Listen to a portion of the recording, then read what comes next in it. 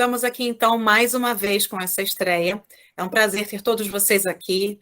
Meu nome é Gisele Stumpf, eu sou atual conselheira do Crefono 1 e nós estamos no Julho Verde, que é a alerta para a prevenção e conscientização do câncer de cabeça e pescoço, sendo celebrado mundialmente no dia 27 de julho. E a gente sabe que o diagnóstico precoce e rápido, logo no início do tratamento, são fundamentais para a cura, enquanto que o diagnóstico tardio pode dificultar o tratamento. O câncer de cabeça e pescoço, ele provoca alterações fonoaudiológicas com impacto na deglutição, na voz, na articulação e na mastigação. E a gente sabe que isso traz muitos outros impactos em outras esferas da vida dos pacientes e também dos seus familiares. E pensando nisso, e também da importância da inserção do fonoaudiólogo nesse âmbito, que o Crefono trouxe 2 profissionais para conversar com vocês sobre isso. Então, para falar sobre a atuação fonoaudiológica no enfrentamento ao câncer de cabeça e pescoço, 2 profissionais que estão no dia a dia dessa realidade e que vão trazer valiosas experiências para vocês hoje. E eu quero deixar aqui, então, um reforço para que você já possa colocar aí na sua caixinha para encaminhar o link aqui dessa apresentação, aqui nesse vídeo que está tendo estreia agora. Pode encaminhar para todo mundo que você conhece, porque o que vocês vão ouvir hoje não está em livro, não está aí em curso, é de profissionais que passam ali no dia a dia experiências e que vocês vão poder ter oportunidade hoje. Para começar, eu vou apresentar a vocês e deixar aqui um pouco da palavra para a fonoaudióloga Caroline Peixoto. Ela é formada na UFRJ, ela é mestranda em telesaúde pela UERJ, coordenadora do Laboratório de Estudos e Assistência em Fononcologia também da UERJ e fonoaudiólogo no Hospital Universitário Pedro Ernesto. Caroline. Olá a todos. Primeiramente, eu gostaria muito de agradecer o convite. É uma honra, como fonoaudióloga, poder estar representando meus colegas que trabalham nessa área e poder debater aqui junto com o Flávio sobre a fono-oncologia no Rio de Janeiro, né? A nossa caminhada aí de muitos anos que a gente vem tentando trazer qualidade para os pacientes, reabilitar os pacientes. Então, muito obrigada pelo convite e fico aqui à disposição. Muito obrigada, Caroline. E o segundo profissional dessa noite é o fonoaudiólogo Flávio Coutinho, também formado pela UFRJ. Ele é pós-graduado em disfagia e assistência hospitalar. Ele é fonoaudiólogo no Serviço de Cirurgia Cabeça e Pescoço do Hospital Federal de Bom Sucesso aqui do Rio de Janeiro e membro do Comitê de Ética e Pesquisa também aqui do Hospital de Bom Sucesso. Flávio. Olá, boa noite a todos. Realmente é uma honra imensa participar desse encontro do Crefono 1. Agradeço ao convite, me sinto honrado, lisonjeado diante dessa oportunidade de estar representando toda a excelência que é a Fono-Onco do Rio de Janeiro. Aproveito para, na verdade, assim, agradecer o aceite de vocês. Muito obrigada de verdade, em nome de todo o Conselho aqui do Rio de Janeiro, tá? E a gente já vai começar, então, falando da fononcologia do Rio de Janeiro, da inserção da fonoaudiologia aqui no estado, dessa importância do fluxo, dos pacientes, a população atendida. Eu queria que vocês falassem um pouco da realidade de vocês. Flávio, quer começar? Ok, posso começar. A realidade da fono-oncologia, eu prefiro começar a falar do meu momento onde eu inicio no Serviço de Cirurgia de Cabeça e Pescoço, do HFB, onde o gestor, ao me receber, né, isso tem 12 anos, diz que restou uma alternativa. E eu pergunto qual. Né? E ele diz a que ninguém quis naquele momento, que era a cirurgia de cabeça e pescoço. Então, diante de toda a fragilidade daquele processo de graduação, né, que a Caroline Peixoto, que a Caroline Peixoto conhece, pois somos da mesma turma, a formação em fononcologia, né, a graduação, tem as suas fragilidades. Então, naquele momento, foi um grande desafio conhecer a fononcologia.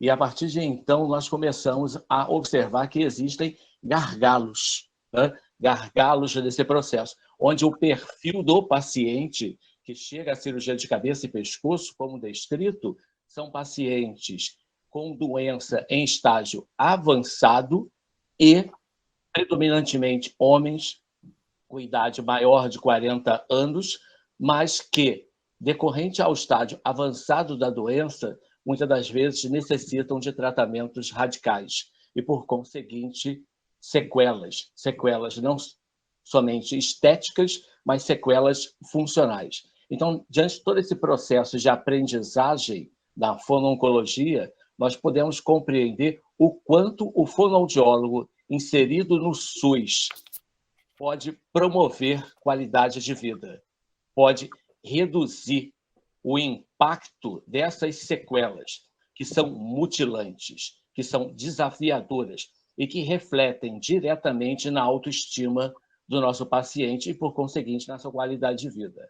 Então, o fluxo do nosso serviço da fonoaudiologia é atender os pacientes que são regulados para o serviço de cirurgia de cabeça e pescoço e atender aos pacientes com doenças avançadas de laringe, esse é o carro-chefe, né, do nosso serviço, são as laringectomias total, né, e as cirurgias outras que acometem a região de lábio, cavidade oral e faringe. Então, diante de todo esse processo, nós precisamos acolher e humanizar o serviço, o paciente, para que a gente possa ser eficaz dentro dessa promoção da qualidade de vida. Uhum. Isso aí, muito bom, Flávio. E assim, você falando me fez lembrar de todo esse processo nosso, né? Quando eu passei no concurso, também foi a mesma coisa. Tinha para ser staff na parte de fono-oncologia, e a grande maioria não queria. E eu falei assim, eu vinha de uma formação toda hospitalar, eu já tinha trabalhado com fono-oncologia como bolsista, e aí eu falei assim, não, eu vejo o futuro aí, eu acho que a gente tem muito a contribuir com esses pacientes, e é aquela coisa mesmo de você entrar e pensar, e agora, como é que vai ser esse fluxo, né? Como é que a gente pode organizar melhor a assistência desses pacientes, exatamente para que eles tenham um processo, um plano de cuidado, na verdade, humanizado, conforme você disse. No nosso serviço, lá no Pedro Ernesto, a porta de entrada para o paciente que tem encaminhamento para a cabeça e pescoço também é pelo Sistema Estadual de Regulação. Então, esses pacientes, eles precisam ir numa clínica da família, se cadastram lá, e aí eles são encaminhados para esse sistema, enfim, e eles acabam indo para o nosso serviço. A fonoaudiologia, o nosso fluxo, a gente está presente dentro do ambulatório de cabeça e pescoço, e a gente faz parte desde o primeiro atendimento desse paciente, quando ele ainda não tem nem o diagnóstico, ou seja, ele não sabe nem o que de fato ele tem. E isso é muito bom, porque a gente consegue ali naquele momento, como a maioria das vezes as queixas envolvem ou questão de deglutição ou de voz, ali naquele momento que ele ainda vai pesquisar o que ele tem, a gente já pode realizar algum tipo de orientação a esse paciente. Temos uma equipe multidisciplinar, então a nutricionista já entra também em campo. Então, é uma forma da gente começar a cuidar desse paciente desde aquele momento. Eu digo que a gente tinha muito aquela ideia de que o fonoaudiólogo, ele atende ali naquele processo de reabilitação ou até de um pré-operatório, né? Hoje, eu vejo que a nossa atuação, ela é pré-diagnóstico, porque ali, naquele momento que ele chega com dificuldade, eu não vou fazer nenhum tipo de terapia, mas eu posso sim fazer uma avaliação da deglutição, buscar estratégias para que ele possa, durante esse processo de diagnóstico, ter mais qualidade, né? Exatamente porque se ele estiver com câncer, ele vai precisar está bem nutrido. Então, se a gente começa esse trabalho desde o início, adaptando uma consistência ou alguma estratégia ou alguma manobra, a gente acaba oferecendo qualidade para esse paciente, né? Então, voltando ao ponto da porta de entrada, esse paciente, ele entra pelo ambulatório de cabeça e pescoço, e assim ele é atendido pela fonoaudiologia. Só que a gente, ao longo desses anos todos, a gente viu que não era possível a gente atender apenas os pacientes do Pedro Ernesto, porque nós temos, graças a Deus, um Centro Universitário de Controle do Câncer, que é a parte de radioterapia. E como esses pacientes de radioterapia, eles também são regulados pelo SER, né? A gente acaba recebendo paciente de bom sucesso, paciente de outros hospitais que vão para o Pedro Ernesto apenas para fazer a radioterapia. E aí é que tá, porque muitos pacientes, eles vêm de hospitais que foram atendidos por um cabeça e pescoço e às vezes não tem fonoaudiólogo.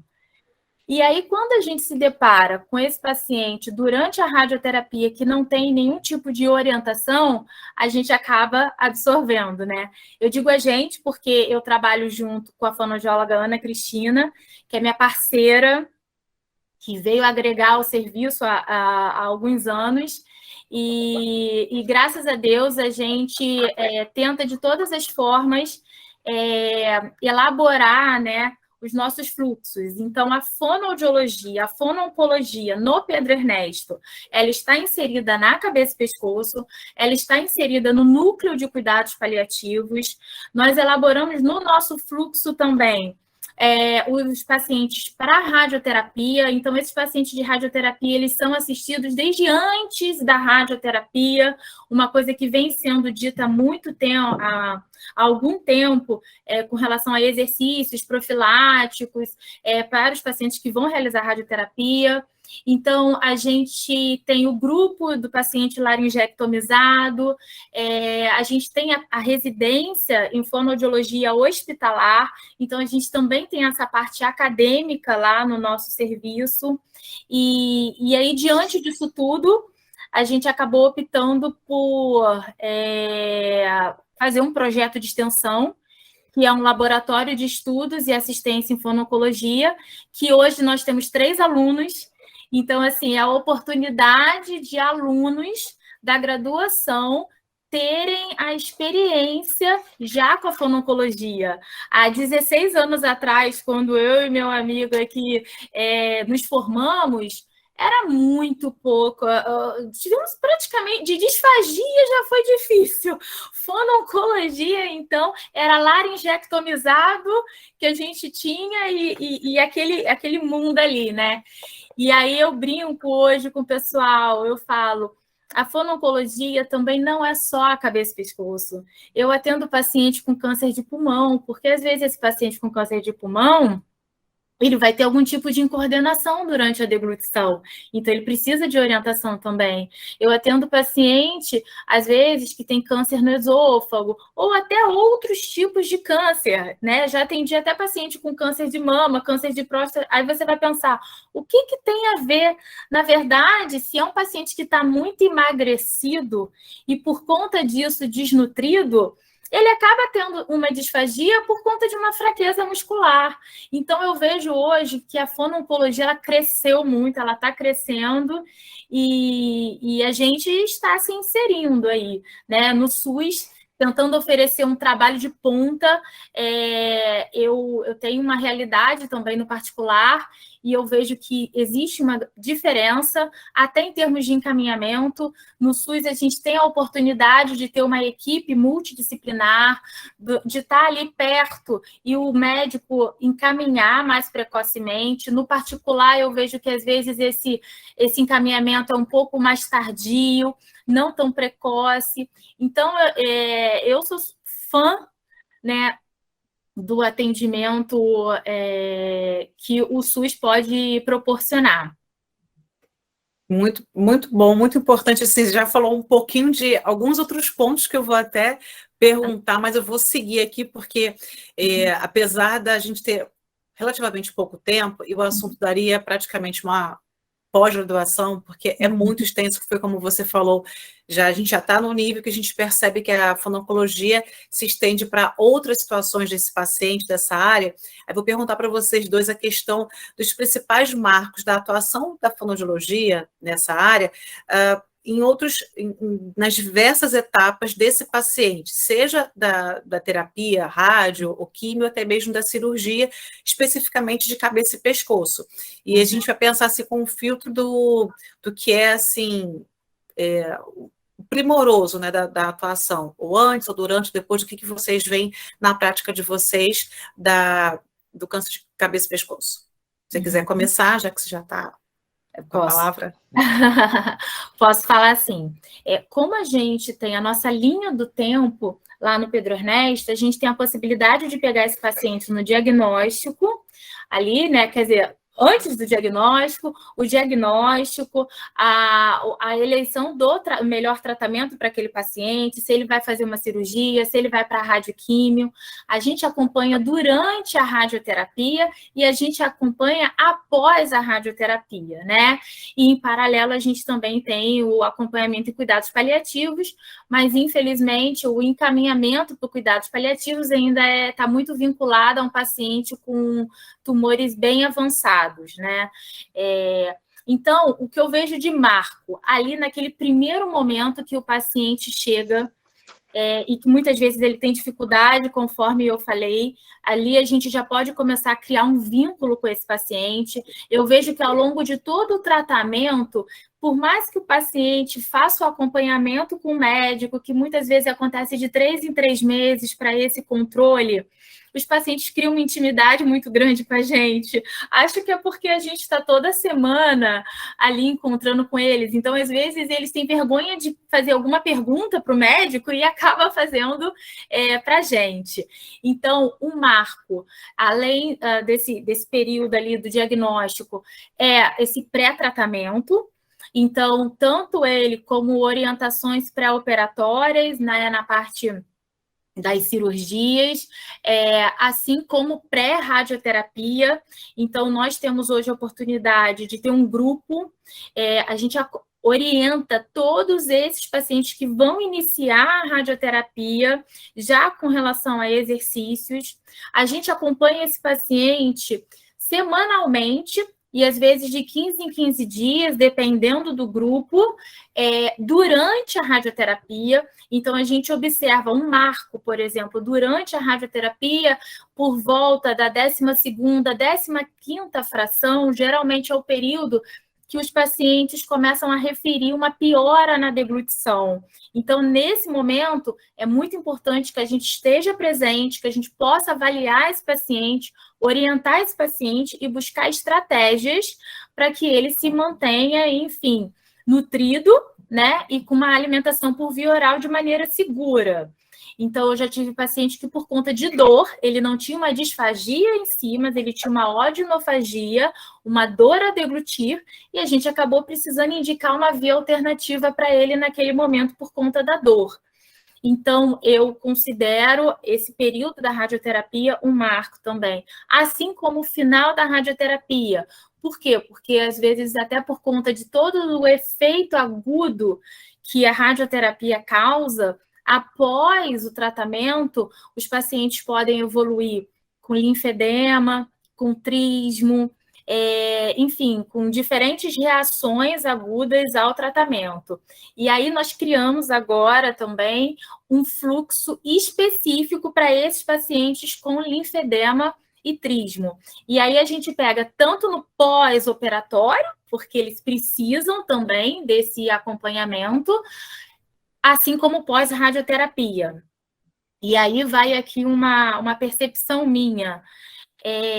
Cada vez mais eu tenho a certeza da importância da gente observar esse paciente enquanto tecido, um tecido que passou por uma cirurgia, um tecido que passou por uma radioterapia.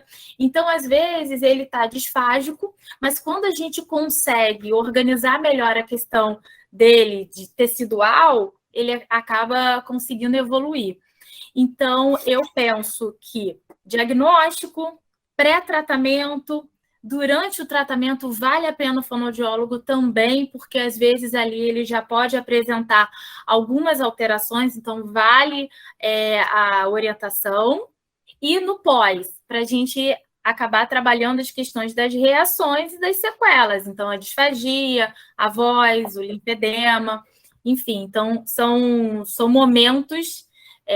E, claro, a reabilitação em si, que é quando ele tem aquela sequela de voz, paralisia facial, paralisia vocal, enfim, quando ele, de fato, tem alguma questão específica. Mas, de maneira geral, todos os pacientes que são encaminhados para a radioterapia, eles recebem orientação antes do tratamento e acompanhamento após também. Então, de acordo com o que a Caroline falou, todas as etapas são importantes, mas isso pode variar, inclusive, de realidade de cada serviço. Aí, Flávio, como é que acontece na tua realidade? Como é que é lá? Existe um marco no Hospital Federal de Bom Sucesso que inicia em 2015 com a implantação das próteses fonatórias tráqueo-esofágica e, por conseguinte, os insumos necessários à reabilitação, que são os adesivos peritraqueostomas e os permutadores de calor e umidade. Então, esse marco, que inicia em 2015, ele vem acompanhado de uma linha de aprendizagem com relação a esse método considerado ouro, padrão, dentro da literatura, pela capacidade de restaurar a fala, a voz, a comunicação desse nosso paciente de uma forma bastante dinâmica, utilizando o fluxo de ar pulmonar. Então, em 2015, nós iniciamos esse processo de implantação das próteses fonatórias e nós temos alguns marcos que são legais de legislação que eu gostaria de trazer, os quais nos referenciam para que possamos estar encaminhando os nossos pacientes para as secretarias municipais estaduais de saúde, no sentido que haja garantia legal de serem acolhidos dentro desse processo de humanização desse nosso paciente mutilado, que é a aquisição da laringe eletrônica, pois sabemos que a prótese fonatória não está indicada para todos os pacientes, e que nós também temos grandes dificuldades, e algumas delas associadas não só à extensão da cirurgia, mas ao tratamento adjuvante de radioterapia, quando me refiro à aquisição da voz esofágica. Então, dos 3 métodos de reabilitação, nós temos um paciente com um traqueostoma definitivo, e eu acho que é importante, antes de falar desses marcos legais, o que eu aprendi em um curso onde um assistente social me trouxe um grande aprendizado, que foi a colocação do CID de deficiência relativo ao nosso paciente laringectomizado total, que é o Z93, que é o CID da deficiência. Ou seja, o CID da doença, que é a doença oncológica, associada ao CID da deficiência, muitas das vezes facilita bastante a vida do nosso paciente quando ele precisa de perícia no INSS. Então, dentro desses marcos legais, eu queria trazer, desse momento, a portaria número 39, de 11 de setembro de 2018, que torna pública a incorporação da laringe eletrônica no SUS. Então, nós precisamos insistir com os nossos pacientes no sentido de que haja uma garantia de cumprimento da lei, pois a laringe eletrônica está incorporada no SUS. Também quero trazer a portaria de número 400 do Ministério da Saúde, 16 de novembro de 2009, que fala da saúde das pessoas ostomizadas. E aí é importante para que a gente possa fundamentar a nossa solicitação de insumos. E aí me refiro não só ao adesivo peritraqueostoma, mas o permutador de calor e umidade, que é o HME. E quero trazer também mais recentemente, uma lei estadual, né? Essa é bem recente, uma lei estadual do Rio de Janeiro, de número 9.691, agora 19 de maio de 22, que institui uma política estadual de atenção, acompanhamento e tratamento de pessoa com traqueostomia e seus representantes legais no âmbito do Estado do Rio de Janeiro. Então, o que nós precisamos, dentro desses marcos legais, é uma luta contínua da fono-oncologia para que a gente possa promover qualidade de vida. E uma outra fala que é muito interessante, que em determinado momento um psico-oncologista me disse, e aquilo aí ficou marcado para mim, não é a ausência da voz que fragiliza a autoestima do paciente, mas a presença de um traqueostoma definitivo, de um ostoma definitivo para a respiração. Então, que a gente consiga pensar nesses marcos legais para apoiar o nosso paciente na defesa dos seus direitos legais.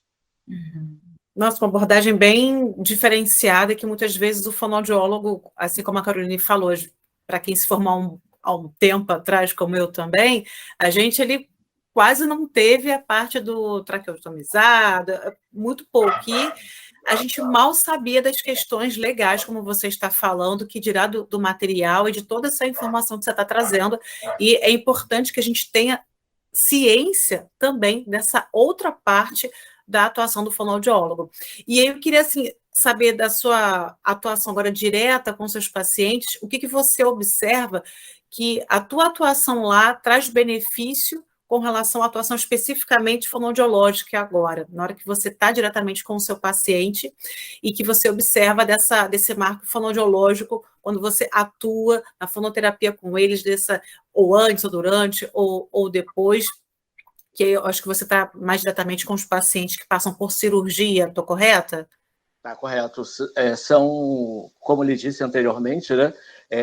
Nós temos um grande volume de cirurgias de laringectomia total, né, no nosso Hospital Federal de Bom Sucesso, decorrente ao estágio avançado da doença dessa população que nos chega através do CIGEG.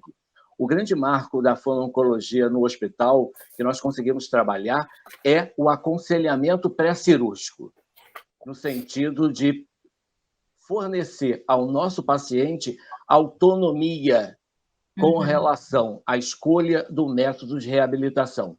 Isso é imprescindível, né? Porque eu quero trazer também para vocês que há uma carta da Associação de Câncer de Boca e Garganta, que foi do triênio 2017-2019 da nossa Sociedade Brasileira de Fonoaudiologia, que traz uma informação que é muito interessante, que é com relação a essa carta da Sociedade Brasileira, do triênio 2017-2019, que traz uma informação que é muito importante, que a gente precisa estar colocando aqui, com relação à nossa reabilitação, que não existe um consenso em nível mundial com relação ao melhor método de reabilitação para restaurar a comunicação oral do paciente. Quando eu falo com relação a esse consenso da ACBG, da Carta da ACBG, né, da Sociedade Brasileira de Fonoaudiologia em 2017-2019, e aí entra a Michele Guimarães, o Márcio Moreira, né, que são os autores, mas não somente os dois, mas também, acho que eu devo falar para que não fique aberto, também entra o Leonardo Lopes e o Felipe Moretti. É importante que a gente observe que, muitas das vezes, quando a gente pensa em qualidade de vida do nosso paciente laringectomizado total com o uso da prótese fonatória, nós pensamos que aquela melhor voz, por usar fluxo pulmonar, está associada à melhor qualidade de vida. Mas não, qualidade de vida envolve tantos outros fatores que não somente a melhor voz. Então, o aconselhamento pré-cirúrgico, falando sobre vantagens e desvantagens da voz esofágica, da laringe eletrônica e da prótese fonatória, é um marco importante no nosso processo de reabilitação, para a promoção da autonomia do paciente na escolha do melhor método. Tá? Isso é importante. E é importante que a gente frise também, quando a gente fala de reabilitação do nosso paciente laringectomizado total, que o sucesso de qualquer método está associado a diversos fatores. Um deles, a gente pode estar citando, que são as características do avanço da doença, os tratamentos adjuvantes, a idade do paciente, a compreensão do método, tá? Isso é importante, e a aceitação do paciente em relação à sua nova realidade, tá? Então, é importante que a gente esteja frisando, né, a importância do aconselhamento pré-cirúrgico no acolhimento e a humanização, na preservação da autonomia do nosso paciente. Perfeito. Eu já vou pegar, então, Você quer complementar, Caroline? Não, já que comentando essa questão do laringectomizado total e que ficou tão evidente na fala do Flávio, a questão da qualidade de vida, e quando ele vem com a questão das leis, a gente também baseado em muitas dessas leis, a gente conseguiu a licitação da prótese, da laringe artificial, e aí pegando o gancho da qualidade de vida, a gente tem um grupo hoje de pacientes laringectomizados totais e que, obviamente, tem a questão do foco na reabilitação, mas é um grupo de apoio. Então, a gente já escutou N histórias do paciente que foi pegar o ônibus e perdeu o ponto porque ele não conseguiu dizer que ele precisava descer, ou que ele entrou dentro de um táxi e que o táxi se perdeu e ele não conseguia explicar como é que chegaria naquele lugar. Alguns pacientes que já sentiram algum tipo de preconceito. Enfim, são muitos os relatos que a gente escuta, né? E por conta disso, a gente tem esse grupo de apoio e hoje com a musicoterapia. Então, não só como um coral, mas com o apoio da musicoterapia. Então, a gente tem no laboratório hoje um estagiário, aluno de graduação da UFRJ de musicoterapia. O que eu estou querendo dizer é que cada vez mais quem trabalha com fono-oncologia é um trabalho multidisciplinar, interdisciplinar. Eu vejo isso cada vez mais na prática. Eu não vejo a gente trabalhando com fono-oncologia sozinho. A gente precisa de outros profissionais ali, porque o paciente oncológico, assim como todos os outros pacientes, mas vamos lá, o paciente oncológico ele precisa ser visto de uma maneira mais integrativa. Às vezes eu vejo esse paciente chegar no consultório e talvez, já escutei, eu quero tirar essa gastro, ela está acabando comigo, com a minha qualidade de vida, com a minha maneira de me relacionar. Então, assim, eu vejo que a gente precisa ter um olhar, não é para a laringe desse paciente apenas, não é só para a boca ou só para aquela questão ali do sítio da doença, mas sim um olhar integral. E aí eu acho que os grupos, eles trazem exatamente isso, a oportunidade desse paciente ser visto de uma maneira ampla. Então, a gente já teve paciente, por exemplo, que quis dedicar uma música para a mãe. Na época da pandemia, a gente teve paciente que escolheu uma música e a gente ali conseguiu trabalhar com ele, enfim, com o uso de algum tipo de dispositivo. Então, é isso, assim, eu vejo que a gente precisa ter um olhar integrado mesmo, focando na qualidade de vida desse paciente. Fora que os grupos, ele está num grupo de pertencimento ali, né? Ou seja, tem os demais que são iguais a ele de alguma forma, então ele se sente reconhecido num grupo ali, como qualquer adolescente, digamos assim, que vai querer ter um grupo onde ele se sinta pertencente. Qualquer ser humano quer ter um grupo que ele olhe para o lado e diga assim, aqui eu me reconheço. Exatamente. Fala, Flávio, pode complementar. Exatamente. A nossa reabilitação ela inicia na entrada do paciente, né, com a informação que tudo aquilo que eu lhe falei com relação ao aconselhamento pré-cirúrgico referente à sua reabilitação será confrontado com as informações de quem vivencia essa realidade, que são os nossos pacientes do grupo de apoio ao laringectomizado total.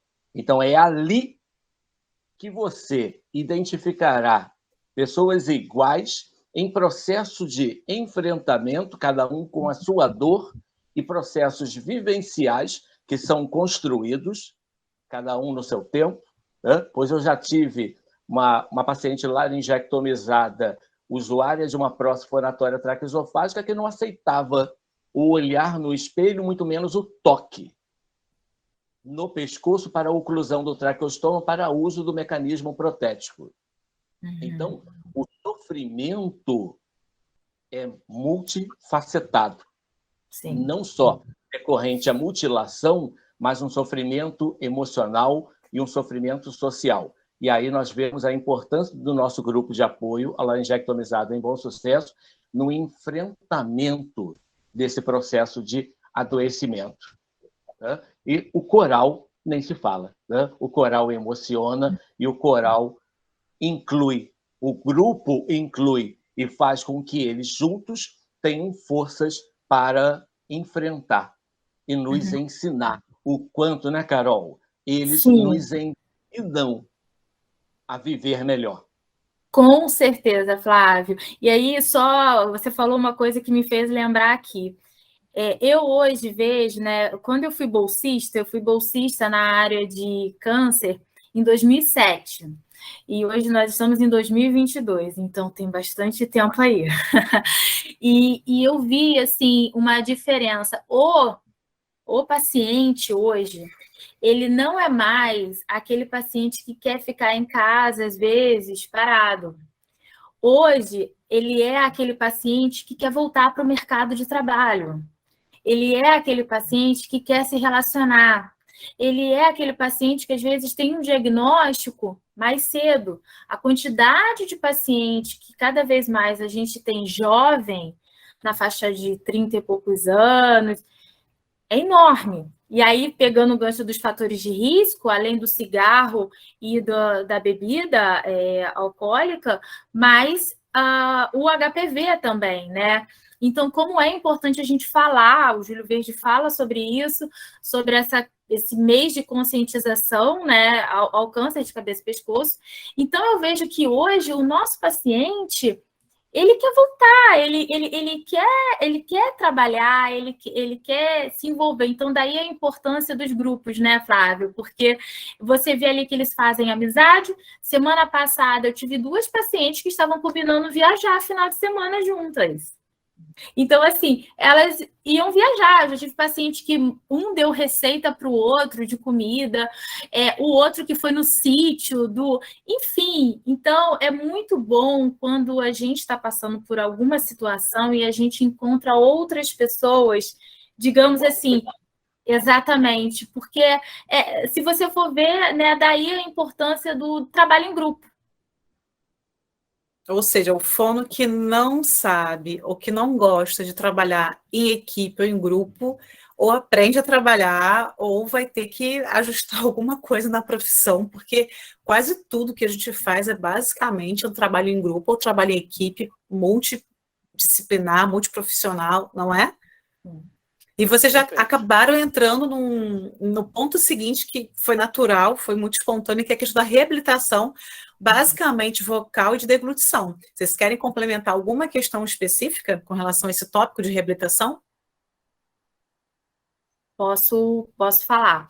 Eu acho que a parte vocal, o Flávio já falou, a experiência, realmente a experiência deles, eles já estão há muitos anos realizando, né, a questão da prótese. A gente lá já teve um período que nós fizemos um mutirão e colocamos prótese em alguns pacientes, e eu lembro que isso foi em 2015 também, Flávio, mas a gente estava começando ainda, e essa parte de procurar licitação, enfim, para a gente poder oferecer. Nós escolhemos alguns pacientes, e eu lembro que uma das maiores questões era como selecionar esse paciente que deseja, porque às vezes ele deseja, mas não é possível, ou, enfim, como é que a gente poderia fazer isso?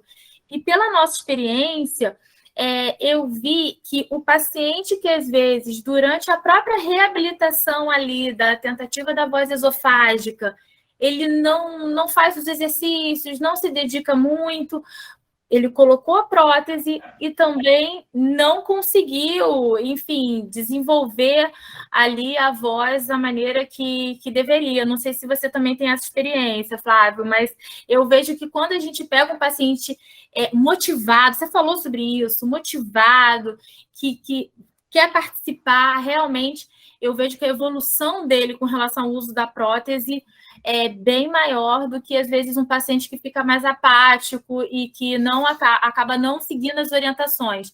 Então, às vezes, eles dizem que tem a vontade, né, o interesse, mas não basta só ter o interesse, mas é preciso também seguir ali as orientações, porque senão você, enfim, a prótese também tem as suas questões, né, como câncer, fungo, enfim. Então, realmente, aquele paciente precisa ser constantemente orientado, a gente precisa estar acompanhando esse paciente por conta de eventuais intercorrências que possam acontecer.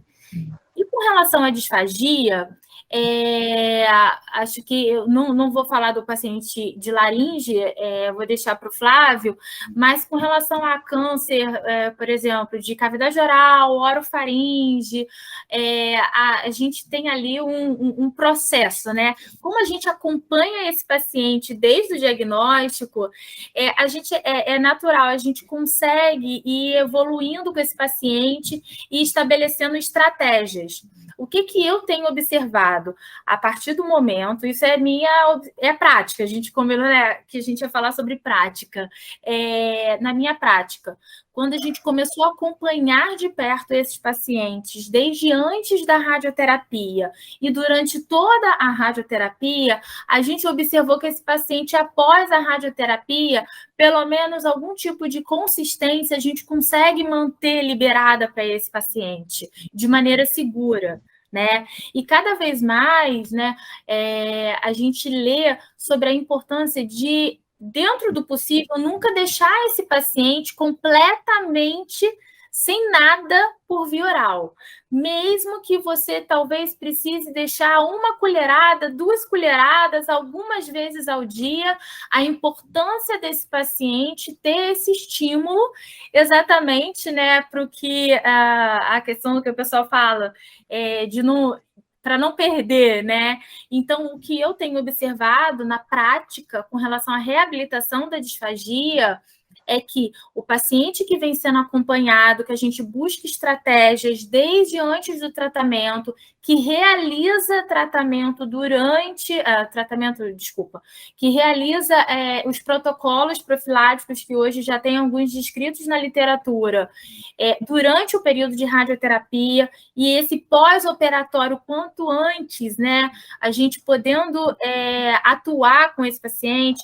Então, desde os pacientes que realizam glossectomias, mandibulectomias, enfim, a partir do momento que o médico diz, ok, já não tem ponto, a cicatrização está ok, porque a gente sempre discute, porque cada paciente é um paciente, né? Às vezes é um paciente pós-cirúrgico, mas que fez uma radioterapia antes, então é um paciente que a gente tem que ficar atento. Enfim, é individual esse olhar, mas eu venho observando que, a partir do momento que a gente consegue acompanhar esse paciente de pertinho durante todo o tratamento oncológico, eu tenho visto que a gente tem conseguido reabilitar ele mais precocemente. Flávio? Com relação às disfagias, né, nós temos alguns desafios, né, que um deles é instituir, e esse é uma proposta bastante desafiante, né, um protocolo de broncoaspiração. Né? A gente tem uma população de pacientes já bastante consumidos quando chegam à nossa unidade, emagrecidos, outras vezes sarcopênicos, que irão passar por processos bastante desgastantes com relação, muitas das vezes, a uma extensão de ressecção cirúrgica que trará grandes repercussões à sua funcionalidade de alimentação. Né? E algumas vezes nós temos algumas limitações com relação a reconstruções microcirúrgicas especificamente, a qual não dispomos. na nossa unidade. Então, muitas das vezes, numa glossectomia, por exemplo, nós temos uma fixação da língua. E isso, por conseguinte, repercute com um retalho, né? Um retalho de peitoral maior, por exemplo, mas que não tem uma funcionalidade. Então, esse paciente vai precisar do apoio do fonoaudiólogo, no sentido que ele tenha não só uma eficácia, mas tem uma eficiência, uma segurança de alimentação.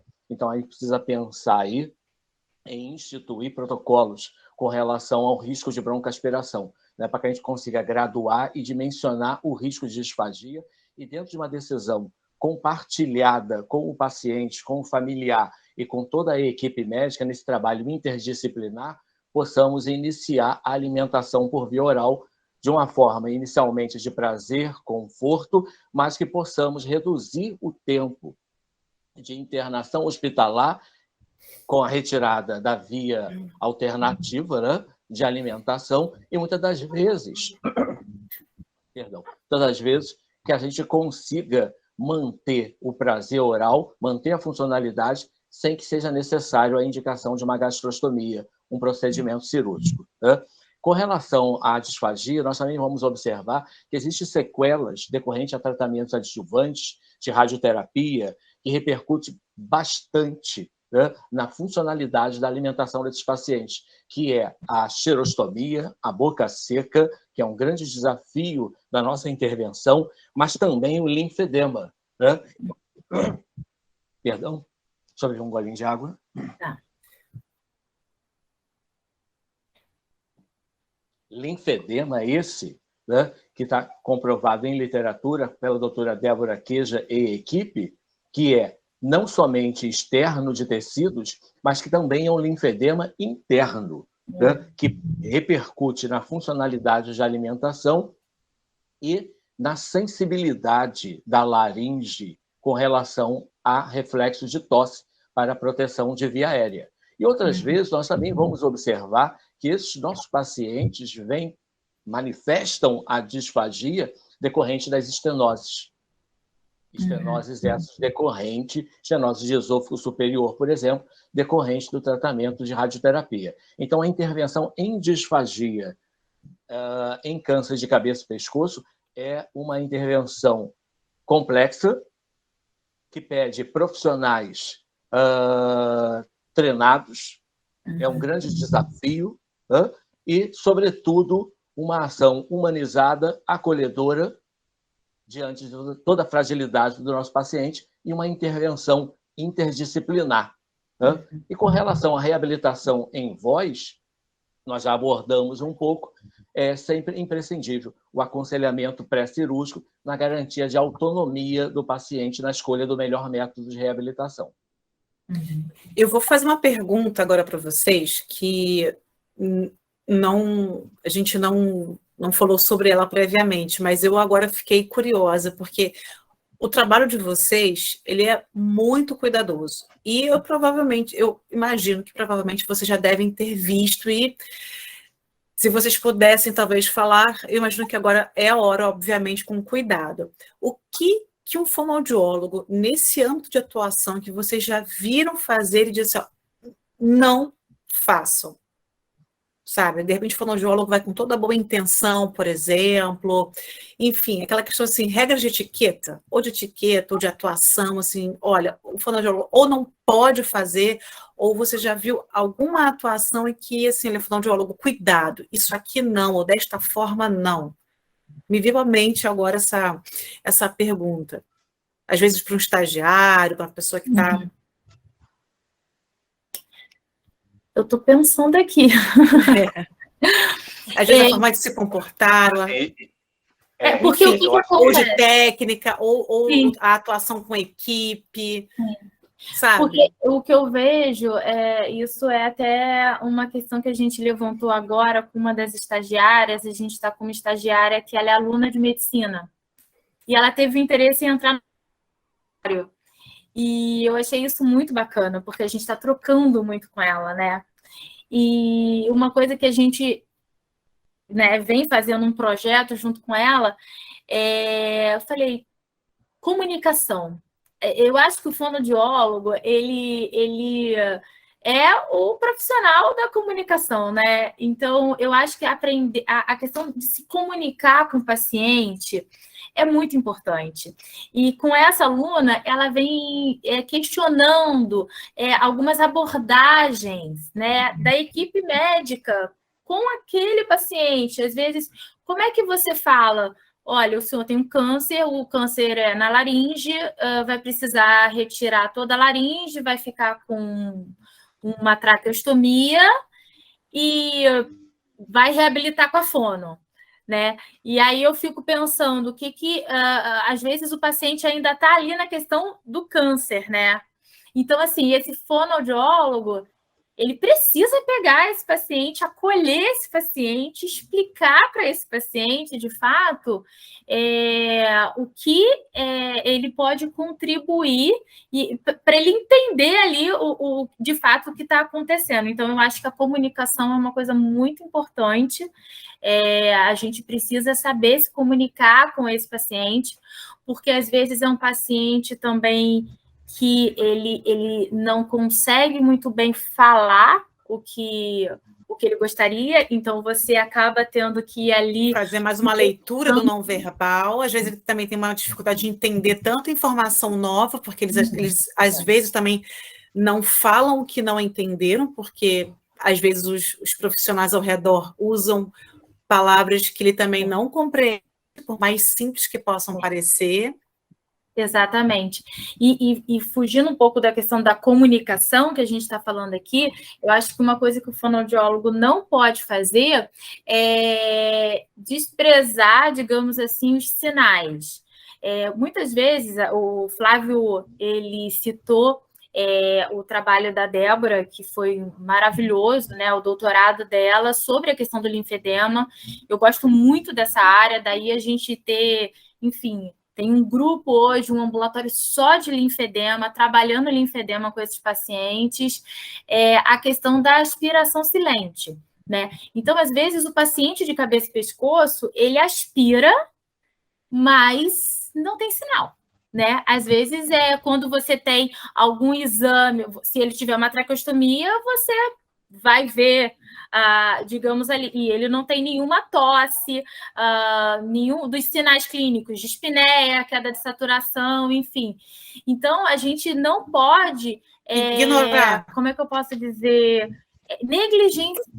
Ignorar, exatamente. Atento. Eu acho que a gente precisa ficar muito atento, porque às vezes é assim, mas foi tudo bem, né? E liberar. Então, eu penso que a gente precisa ir de uma maneira com calma, tentando buscar os sinais. Então, talvez ali não tenha uma aspiração silente, e aí você fica encucada. Depois de um tempo, aquele paciente ali começa a ficar mais dispneico, aí você pensa, será que vale a gente encaminhar para um exame complementar? Enfim, eu penso que o fonoaudiólogo ele não pode negligenciar alguns sinais, sabe? Apesar de ser aspiração silente, é difícil, é complexo o negócio, mas eu vejo que ali na prática, de alguma forma, às vezes a gente está avaliando aquele paciente, não, vamos devagar, vamos reintroduzir. Então, a gente tem todo um trabalho, né, até para o retorno de via oral com esse paciente. Flávio.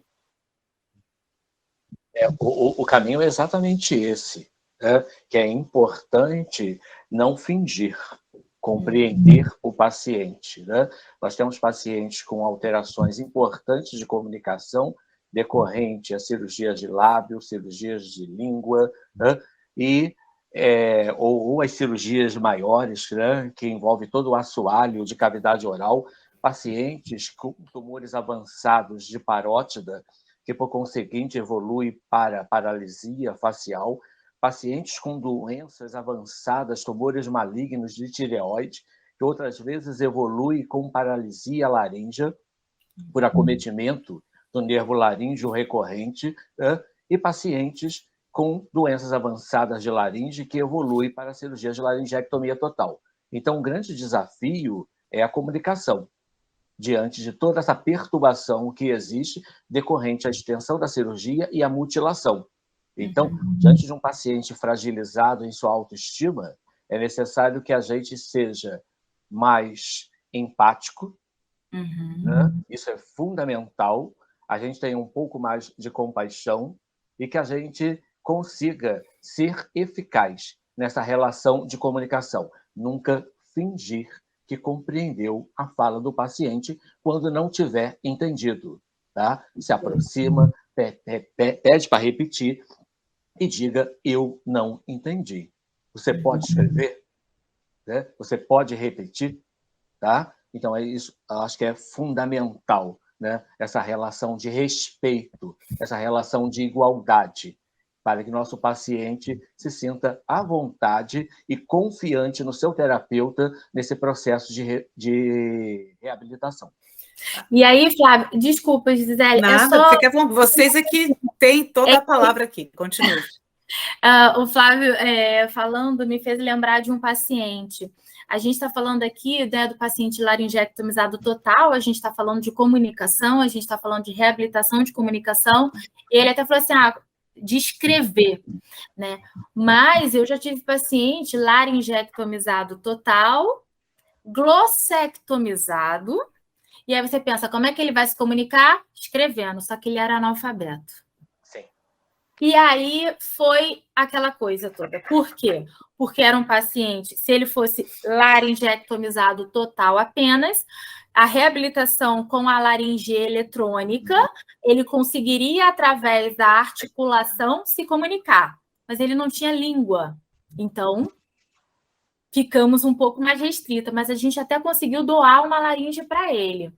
E aí eu lembro que nessa época eu procurei a nutricionista e eu falei assim, olha, ele é analfabeto, ele está entrando no isolamento. Ele fica isolado, porque é um senhor, ele não consegue se comunicar, as pessoas falam com ele, mas ele não consegue falar, porque ele não consegue escrever, ele não consegue se comunicar. E eu lembro que eu procurei ela e falei assim, olha, a gente vai conseguir doar uma laringe eletrônica para esse paciente. Eu queria muito tentar uma forma dele se comunicar. Só que ele era muito emagrecido e tal, sarcopênico, ele já, enfim, já tinha uma perda muscular e tal. E aí eu virei para ela e falei assim, o que você acha da gente fazer algum tipo de trabalho nutricional com esse paciente, com o objetivo de ver, porque muitas vezes o paciente glossectomizado, a gente tem a questão né, da musculatura para poder compensar, né? Porque o grande objetivo da fonoaudiologia com os pacientes é que a gente possa compensar com as estruturas remanescentes, né? E aí eu pensei, será que a gente consegue ganhar um pouquinho de músculo para esse paciente, para ver se a gente consegue adaptar a laringe artificial? Enfim, foi um processo, a gente acabou não conseguindo do jeitinho que a gente queria, mas, de alguma forma, ele se sentia inserido de estar no grupo, ele ficava quietinho no grupo, mas ele estava, a família levava ele ficava no grupo. Quando ele tentava falar, ele colocava a laringe eletrônica, a gente ficava ali naquela tentativa, a gente só sossegava depois que a gente, de fato, conseguia entender o que ele estava querendo dizer. Então, esse olhar empático, né, é muito importante, né? Não é você tentar se colocar no lugar do outro, mas é você buscar o que você pode fazer para ajudar o outro, né? Mesmo que você não se consiga aquele objetivo final, que foi o caso desse seu paciente, mas ele viu que vocês estavam se movimentando, algo de fato estava sendo feito por ele. Não é qualquer ser humano se sente inserido quando outros estão agindo a favor dele, e isso realmente é fantástico. A gente vai para o último ponto, que eu acredito ser um ponto super importante para a área de atuação, que é a questão da capacitação profissional. Antigamente, eu lembro que lá há muito tempo atrás falava assim, a área da saúde é uma área muito boa para se trabalhar, porque você não tem muito risco com a saúde do paciente. E hoje em dia, a área da saúde, vamos pensar aqui no nosso contexto, se a gente tiver um equívoco na nossa atuação, a gente pode comprometer seriamente o nosso paciente. Ou seja, nós precisamos estar cada vez mais capacitados sempre pesquisar, estar conectados com os artigos, as pesquisas que estão sempre saindo, e eu queria saber de vocês, para as pessoas que ou já estão inseridas e querem se aprimorar, ou as pessoas que têm interesse, até mesmo entrar ou fazer uma transição para a área de fononcologia, capacitação profissional. O que vocês têm a colaborar? Esse ano foi um ano fantástico para nós da fononcologia em Bom Sucesso, pois iniciamos o estágio extracurricular, né? E temos o nosso primeiro estagiário, e dentro desse processo de formação, capacitação, é um desafio, né? A construção desse processo, e compreendo, e aí eu faço uma revisão diante da minha graduação, de toda a fragilidade, a dificuldade que tínhamos, né, para fazer a capacitação em termos de estágio, e estamos oferecendo uma vaga, né, já com a intenção para o próximo ano letivo, termos 2 vagas para estagiário de fonoaudiologia no Hospital Federal de Bom Sucesso, tá? Como estágio extracurricular. Então, é uma contribuição que o hospital pode dar nesse momento, né, e que venha um anseio meu diante de toda a dificuldade que tive diante do meu percurso acadêmico de formação para me capacitar dentro da área hospitalar, desde bem na entrada da graduação, lá no meio do percurso, eu já sabia o que eu queria, né, que era a área hospitalar. E a área de câncer de cabeça e pescoço, a fononcologia, ela veio gradualmente e me apaixonei. Né? Não tem como não se Flávio, apaixonar. quais foram as maiores dificuldades que você encontrou no caminho? As maiores dificuldades que a gente encontra no caminho, na cabeça e pescoço, é a capacitação. Então, você tem que buscar, né, ler os artigos, participar dos congressos da cirurgia de cabeça, pescoço e fono-oncologia, né, que ocorrem a cada 2 anos, e está sempre integrado dentro de uma equipe interdisciplinar, no sentido de aprender. É um grande desafio. Se você se isolar, você não consegue contribuir. Além de estar numa equipe multi, você tem que ter um trabalho interdisciplinar. Exatamente. Muito bom. Isso aí, Flávio. O que eu observo, assim, quando eu lembro que quando eu fui bolsista, lá em 2007, eu estava fazendo uma pós-graduação em disfagia. E eu queria hospitalar. Assim como o Flávio, eu saí da faculdade, eu falei hospitalar. E é engraçado isso, né, Flávio? Porque a gente escolheu hospitalar e na faculdade nós não tivemos muito a abordagem hospitalar. Mas, enfim, eu fui durante a minha formação da graduação, eu fiquei 4 anos num laboratório, que era o Laboratório de Motilidade Digestiva, com o professor Milton Costa.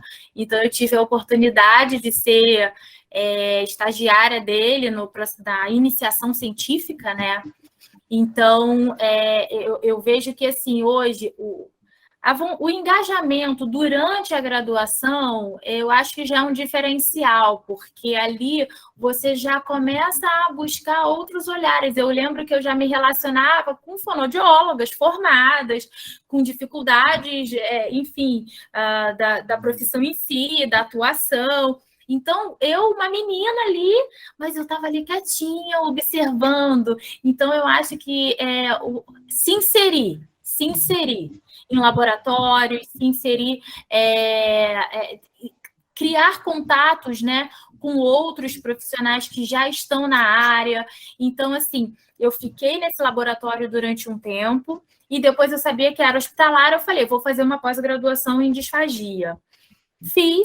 Fui bolsista, e aí eu falei assim, não, eu acho que é hospitalar mesmo, então residência. Então, um segundo conselho quem tem interesse pela área hospitalar, buscar as residências, né? Graças a Deus, agora aqui no Rio, nós temos a oportunidade de ter, lá no Pedro Ernesto, existe a residência em fonoaudiologia, não é uma residência multiprofissional, acho que na UFRJ é multiprofissional, lá na UERJ ela é em fonoaudiologia hospitalar com enfoque em disfagia, então os profissionais, eles passam pela área de enfermaria, então é um ano adulto, um ano neonatal, então eu fiz a residência hospitalar. Na minha época, a residência não passava pela fono-oncologia, isso foi algo que foi conquistado durante esse período. Tinha uma fonoaudióloga, Andréia, que ela era contratada lá do hospital, e começou no ano dela os residentes de fonoaudiologia a participarem da área de fono-oncologia. Quando eu entrei como staff, foi um desafio para mim, porque eu falei, meu Deus, eu estou entrando agora, o serviço, eu tentando entender o que era o serviço ainda e recebendo residente, né? Mas, enfim, graças a Deus, eu brinco até hoje com a minha primeira residente, que é uma fonoaudióloga maravilhosa, que é a Luciana, também não esqueço. Então, assim, eu penso que residência, se inserir em laboratórios, buscar, assim, cursos e ser, não digo cara de pau, mas, assim, pedir. Então, eu lembro que uma vez eu fui fazer eu me enfiava em tudo quanto é curso, e a maioria dos cursos são em São Paulo.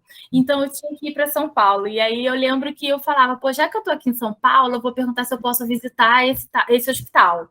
Aí eu procurei, eu lembro que eu procurei quem era a fonoaudióloga que estava ali, aí eu mandei uma mensagem para ela, que foi a Irene, e gentilmente ela e a Elizabeth permitiram que eu pudesse ir lá na C. Camargo, e eu fiquei um dia lá, e para mim foi aquela coisa, meu Deus, não tem uma residência, na época não tinha residência, parece que agora a residência em fono-oncologia, né, voltou.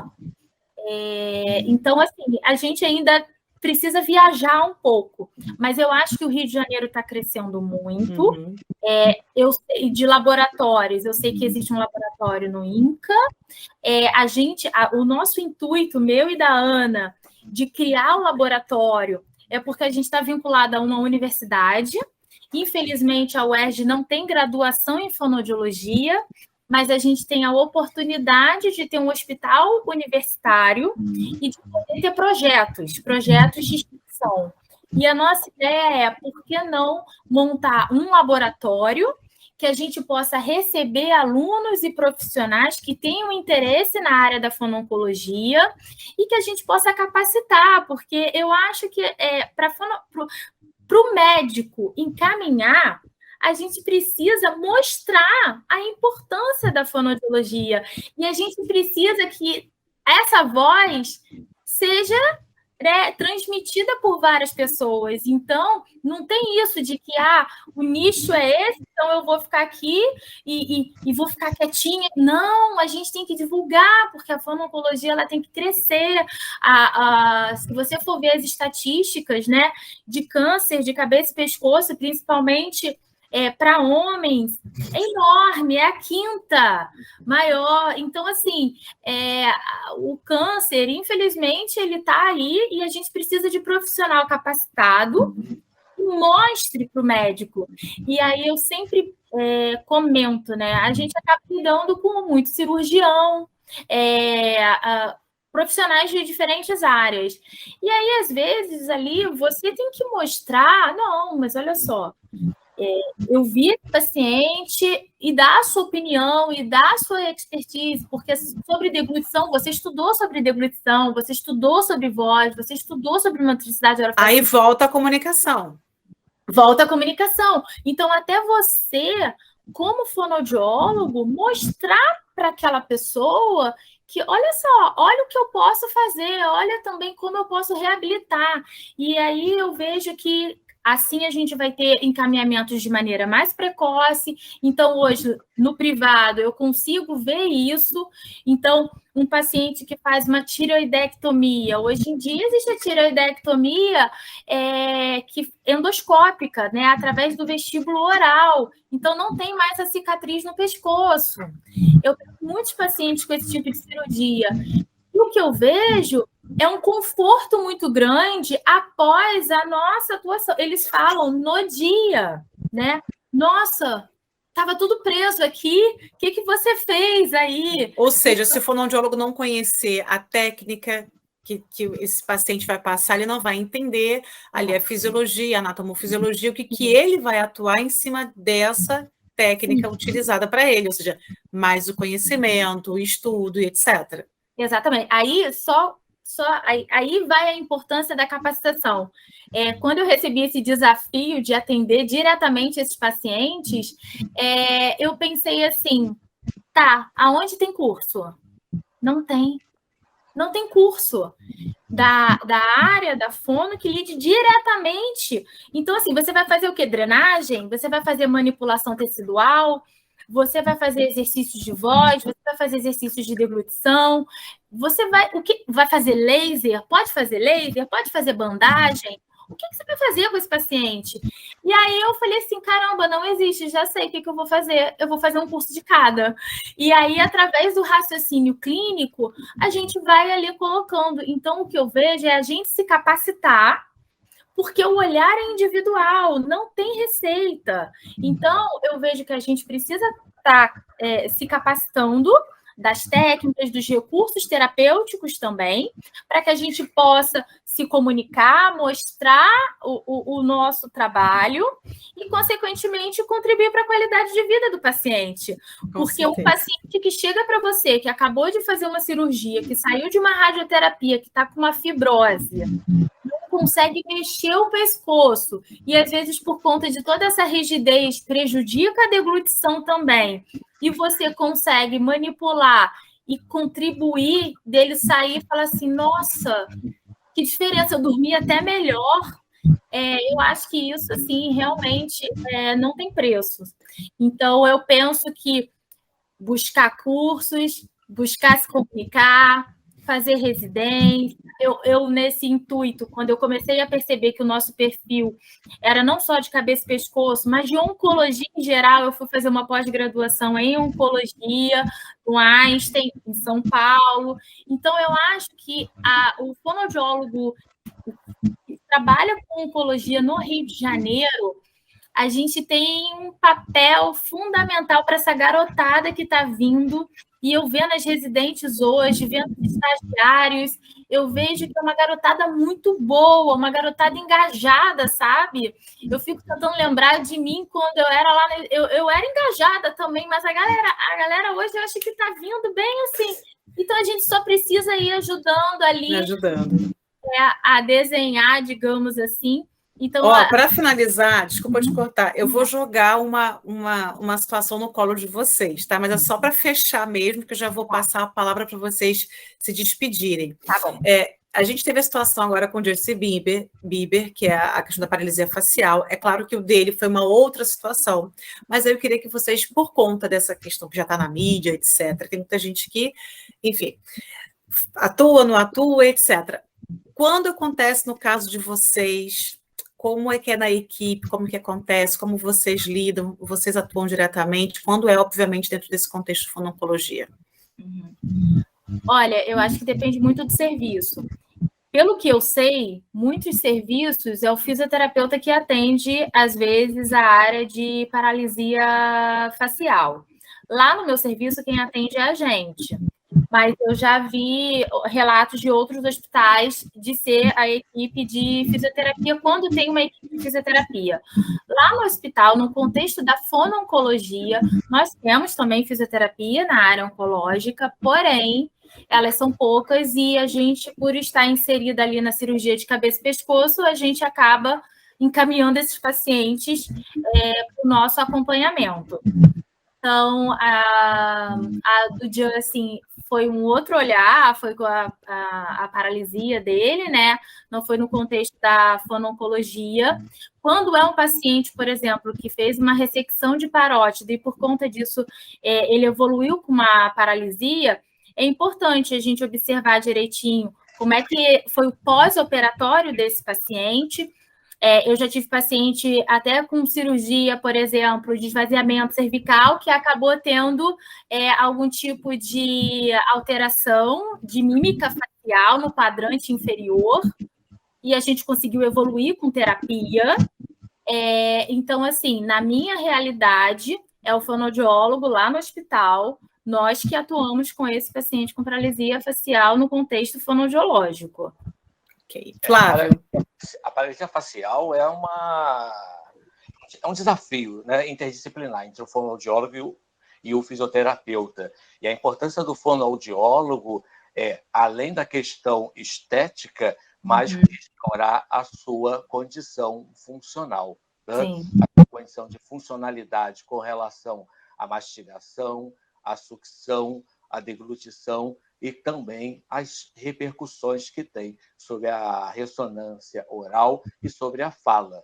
Então, trabalhar a funcionalidade desse paciente significa promover qualidade de vida, né? E recuperar a autoestima desse paciente. Então, é um grande desafio. E a gente precisa, nessa interdisciplinaridade com o físio, conhecer o nosso espaço e entender que a nossa proposta sempre vai ser de restauração da função. Sobretudo. Perfeito. Exatamente, Flávio.